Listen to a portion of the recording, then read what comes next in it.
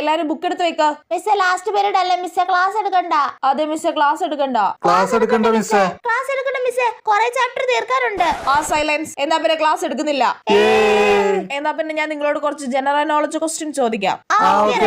ലോകത്തിലെ ഏറ്റവും വലിയ സമുദ്രം ഏതാണ്? ഏതാടി മിസ്സേ? ഇന്ത്യൻ മഹാസമുദ്രം. അല്ല, തെറ്റുത്തരം. ആർക്കെങ്കിലും അറിയോ? പസഫിക് ആണ് കേട്ടോ.